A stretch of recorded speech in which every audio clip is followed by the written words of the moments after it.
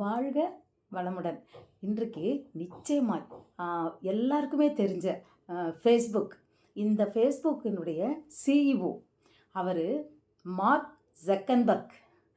அவருடைய அந்த எப்படி அவர் சக்ஸஸ் ஆனார், அவர் வாழ்க்கையில் அவர் என்னென்ன சவால்களை சந்தித்தார், எப்படி கஷ்டப்பட்டு அவர் ஜெயித்தார். ஒன்றும் இல்லை, அதாவது அவர் என்ன கண்டுபிடிச்சார்னா, நான் போன வீடியோ போட்டிருந்தேன். அந்த வீடியோனுடைய அந்த பவரை நான் இவர்கிட்ட பார்த்தேன். என்ன அப்படின்னா, ஃபைண்ட் யுவர் ஃபயர். அது உண்மையில் இவர் எப்படி கண்டுபிடிச்சி எப்படி பிரபலமானார். 23 வயசில் 23 வயசுலேயே உலகத்தில் உள்ள எல்லா பணக்காரவங்களையும் அந்த வரிசையில் இடம்பெற்று, ஆனால் அதில் குறைந்த வயதில் பெரிய பணக்காரன்ற அந்த பேரையும் அவர் வேர்ல்டு ரெக்கார்டில் பெற்றிருக்கிறார். மார்க் ஜக்கன்பர்க். எப்படி? Very simple. அவங்களோட அவர் ஹார்வர்ட் பல்கலைக்கழகத்தில் படிச்சுட்டு இருந்திருக்கிறார். அப்படி அவர் படிச்சுட்டு இருக்கும்போது அப்போ அவங்களோட ஸ்கூல், அவங்க காலேஜ் ஸ்கூல் இதெல்லாம் படிக்கும்போது அமெரிக்காவிலலாம் என்ன பழக்கமா, நம்ம இதில் கூட பழக்கம்தான். இப்போ நான் காலேஜில் படிக்கும்போது கூட வருஷத்தில் ஆண்டு விழா, ஒரு ஆண்டு முடித்தோடனே ஒரு புஸ்தகம் வெளியிடுவாங்க தெரியுமா? ஒவ்வொரு காலேஜ்லேயும் ஒவ்வொரு பள்ளிக்கூடத்துலேயும் ஆண்டு மலர் அப்படின்னு சொல்லி ஒரு புக்கு இப்போ அது வருதான்னு தெரியல. அந்த புத்தகத்தில் அந்த வருஷம் என்னென்ன கல்லூரியில் நடந்தது, இல்லை பள்ளிக்கூடத்தில் நடந்தது, யார் யாரெல்லாம் என்ன ஸ்பீச் கொடுத்துருக்குறாங்க, என்னென்ன மாதிரி ஆக்டிவிட்டீஸில் பிள்ளைங்க கலந்துக்கிட்டாங்க, ஒருவேளை கவர்மெண்ட் எக்ஸாம் எழுதி போயிருந்தாங்கன்னா அதில் எத்தனை % பாஸு, அதில் அந்த ஒரு போட்டி வச்சாங்கன்னா அந்த போட்டியில் பங்கெடுத்துக்கிட்டக்கூடிய பிள்ளைங்களோட ஃபோட்டோஸு, அப்புறம் அந்த பிள்ளைங்க ப்ரைஸ் வாங்குறது எவ்வளவு, எப்படி, இது எல்லாவற்றையும் குறித்து, யார் ஹெச்எம், அங்கே எத்தனை டீச்சர்ஸ் வேலை செய்கிறாங்க, இவங்க எல்லாரையும் ஃபோட்டோவோட கூட அங்கே போட்டிருப்பாங்க. இதே போல் அவரோட ஸ்கூலில் படிக்கும்போது அவர் அந்த ஸ்கூல் டீச்சர்ஸு, அந்த கரஸ்பாண்டண்ட்டு, அப்புறம் அங்கே இருக்கிற வேலை செய்கிற ஸ்டாஃபு, ஈவன் அந்த ஆஃபீஸில் ஒர்க் எல்லாரோட ஃபோட்டோவும் போட்டு அந்த ஆண்டு மலர் வருமா அந்த புக்கு. அந்த புக்கை ஒரு நாள் புரட்டி பார்த்து கொண்டு இருக்கும்போது டக்குன்னு இவருக்கு அவர் மைண்டில் ஒரு ஃபயர் வருது. என்ன அப்படின்னு சொன்னால், அவர் ஃபயரை கண்டுபிடிக்கிறார். என்னன்னு சொன்னால், ஏன் இதை மாதிரி நம்ம வேர்ல்டு லெவலாக புக் போடக்கூடாது, ஃபேஸ்புக்கு போடக்கூடாது. அதை அவர் ஃபேஸ்புக் அப்படின்னு மாற்றினார். ஏன்னா இது ஆண்டு மலர்.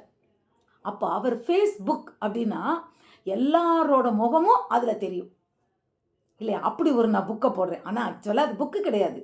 ஆனால் பாருங்கள் பெரியமானவர்களே, வேர்ல்டு லெவலில் உலகம் எவ்வளவு பெரியதுன்னு நமக்கு தெரியும். அப்போது ஒரு சின்ன ஒரு பள்ளிக்கூடத்தில் நடந்த ஒரு குட்டி புத்தகத்திலிருந்து ஒரு ஃபயர் அவரோட மூளைக்குள்ளே எப்படி போச்சு, அவர் எப்படி அந்த மைண்டுக்குள்ளே அதை கொண்டு வந்தார். அதுதான் அந்த உங்களுக்குள்ளே இருக்கிற அந்த ஃபயர். அது நீங்கள் தான், அது உங்களுக்குள்ளே தான் அது வரும், வெளியே சொல்லி வராது.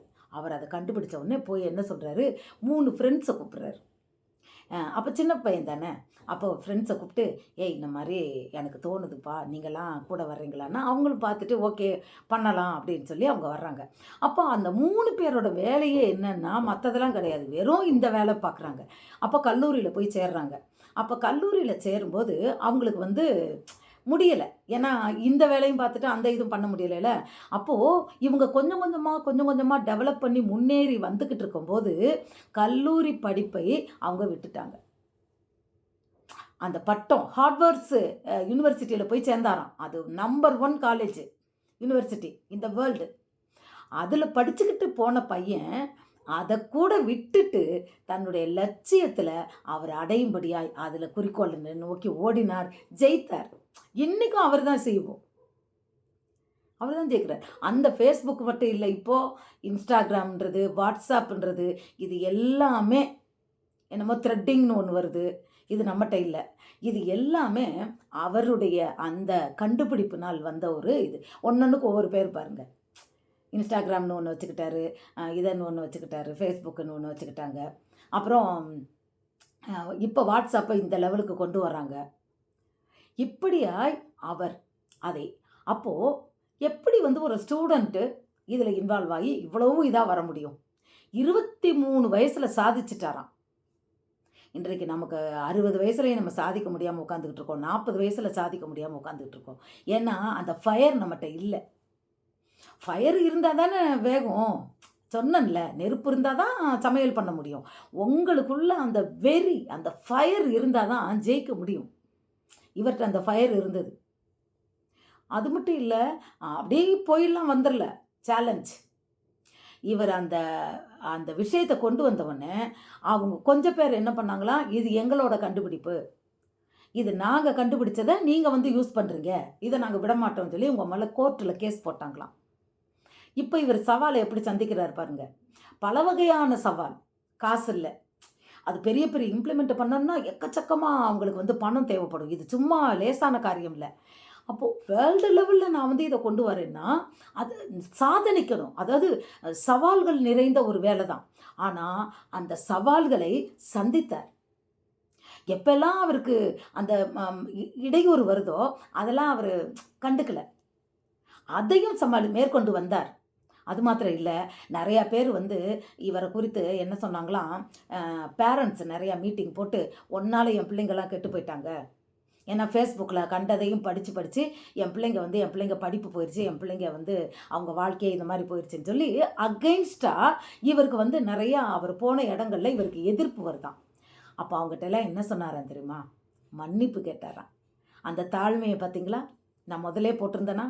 ஒரு நம்ம ஜெயிக்கணும் அப்படின்னு சொன்னா, அந்த தாழ்மை இருக்கணும். என்ன நடந்தா எவ்வளோ பெரிய அதனால தான் அவ்வளோ பெரிய போஸ்ட்ல போய் உட்கார்ந்திருக்கிறார். அவ்வளோ பணம் சம்பாதிச்சிருக்கிறார். நம்பர் 1 இருக்கிறார். சின்ன வயசுல. அத்தன பேத்துட்டயும் மன்னிப்பு கேட்டாராம். அது மாரி அந்த ஹார்ட்வேர்ட்ஸ்ல சொன்னாங்க இல்லையா? அவங்களுக்கு நஷ்ட ஈடு மாரி குடுத்தாராம். அவங்களுக்கு நஷ்ட ஈடு குடுத்தாரு. அதாவது சண்ட போட்டு நீயா? நானா? அதெல்லாம் இல்ல. நீ என்னை கோர்ட்ல சரிப்பா நான் நஷ்ட ஈடு குடுத்துறேன்ப்பா. ஓகேப்பா. அப்படின்னு அவருக்கு நஷ்ட ஈடு குடுத்து, அதை எடுத்து இவங்க வந்து ஃப்ரெண்ட்ஸ் எல்லாம் சேர்ந்து அத டெவலப் பண்ணி, அதுக்கு என்ன பண்ணாங்களாம், ஊ வேர்ல்டு லெவல்ல அவங்க வந்து பிரயாணம் பண்ணாங்களாம். போயி ஜனங்கள மீட் பண்ணாங்களாம். நம்ம இந்தியாவுக்கு டெல்லிக்கு வந்தாங்களாம். நம்ம இந்தியால டெல்லியில உள்ள ஸ்டூடண்ட்ஸ் நெறைய எக்கச்சக்கமான பேர அவங்க ஸ்டாஃபு நெறையா பீப்பிள் இவங்களெல்லாம் மீட் பண்ணி அவங்க வந்து பேசுறாரு. அப்ப அவள ஒரு பையன் கேட்குறான். "நீங்க ஏன் இங்க வந்தீங்க? நீங்க அங்க வந்தது நோக்கம் என்னன்னு?" கேட்குறான். அப்ப அவரு சொல்றாரு, "இந்தியான்றது பெரிய நாடு. அதுல அத்தன மில்லியன்ஸ் ஆஃப் பீப்பிள் இருக்கிறீங்க. ஸோ என்னோட ப்ராஜெக்ட்டுக்கு நான் வச்சிருக்கிறதுக்கு Facebook இந்த இதுக்கு வந்து இந்த நாடுல நீங்க இவ்ளோ பேர் இருக்கிறீங்கல்ல, அதனால நான் வந்து உங்க சப்போர்ட்டுக்காக நான் வந்து உங்களுக்கு இங்க நான் வந்திருக்கிறேன்." அப்படின்னு அவரோட வேலைக்காக. அப்போ அந்த திங்கிங் பார்த்தீங்களா? நம்ம ஜெயிக்கணும்னா என்னென்ன பண்ணணும்? Hard work. Hard work. உலகம் முழுக்கும் இடைவிடாது அந்த சின்ன வயசுல. அது யோசித்து, சவால்களை தாண்டி பணத்துக்கு என்ன பண்ணாராம், நெறையா பிசினஸ் மேன்ஸ வந்து இதில இன்வெஸ்ட் பண்ண வச்சாராம். இந்த இதில ப்ராஜெக்ட்ல வந்து இதில இன்வெஸ்ட் பண்ண வச்சாராம். இப்ப இந்த ஷேர் மார்க்கெட் எல்லாம் போகுதுல்ல, அந்த மாரி நீங்க போடுங்க அப்படின்னு சொல்லி அவங்கட்ட போய் உதவி அந்த இது பண்ணி நெறைய பேர் இதுக்கு வந்து வந்தாங்களாம். இப்படி சேர்த்து தன்னுடைய ஃப்ரெண்ட்ஸோடையும் அவங்க என்ன பண்ணியிருக்காங்கன்னா, இந்த இது இந்தியால வந்து அந்த இதெல்லாம் பண்ணி உலகம் முழுக்கும் போவாங்களாம். போயி அந்த என்ன இடையூறு எத்தனையோ வந்தாலும், ஒரு கட்டத்தில அதெல்லாம் இல்லவே இல்லன்னு போனாலும் விடல. என்ன அழகா ஒரு நெட்டுல நெனச்சு பாருங்க. இப்போ ஓப்பன் பண்ணா எந்தெந்த ஊர்லயோ இருக்கிற ஒரு ஃபேஸ நம்ம பார்க்குறோம். இல்ல? Facebook. உண்மையிலேயே அது அதிசயம் தான். இன்றைக்கு அந்த சிஇஓவா ப்ளஸ் அதனோட ஃபவுண்டரா இருந்து அவர் சாதிச்சது நம்பர் 1 வந்தது 23 வயசுக்குள்ள. அதற்காக அவர் இழந்தது எத்தனையோ இழந்திருக்கலாம். அவர் நேரத்தை இழந்திருக்கலாம், படிப்பை இழந்திருக்கலாம். அவர் மனசுல நெறைய சோர்வு, கஷ்டம் அத்தனையும் தாண்டி ஜெயித்து இன்னைக்கு நம்பர் 1 Facebookல சிஇஓ. இப்படித்தான் பிரியமானவர்களே, உங்களுடைய ஊக்கமானது உங்களுக்குள்ள பொங்க வேண்டும். அதுக்கு அதுக்கு இருக்கிற சவால்களை நீங்க சந்திக்கணும். இப்ப சவால அவர் சந்திச்ச உடனே பாருங்க, வேர்ல்டு லெவல்ல அவரு பணக்காரன். அவரு சாதிச்சது, அதுவும் சாதிச்சது எத்தன பேருக்கு அது அது வளர்ந்துகிட்டே இருக்கு பாருங்க. Facebook தான் கண்டுபிடிச்சாரு. அப்புறம் அது இதுன்னு போய்க்கிட்டு இருக்கு. Instagram அது இதுன்னு போய்க்கிட்டு இருக்கிறாரு. உண்மையிலேயே இந்த ஒரு ஊக்கம் உங்களுக்குள் இருந்து அந்த சவால்களை சந்திக்கணும், தாழ்மையாக இருக்கணும், அந்த ஃபயரை பிடிச்சுக்கணும், எப்பயுமே சோர்ந்து போயிடக்கூடாது, சவால்களை சந்திக்கணும், தைரியம் இருக்கணும், அதற்கு அந்த ஒரு தாகம் இருக்கணும், நான் போகணும் வரணுன்ற பெரிய ஃபயர் எப்பயும் இருக்கணும், உள்ளே எரிஞ்சுக்கிட்டு இருக்கணும். அது முடிகிற வரைக்கும் தூக்கம் இல்லை. அது உறக்கம் இல்லைன்னா என்ன சொல்கிறேன், அதுதான் உங்களுக்கு அந்த வேலை. அது முடிஞ்ச பிறகு தான் சாதித்து காட்டணும். சாதித்து காட்டுங்கள்.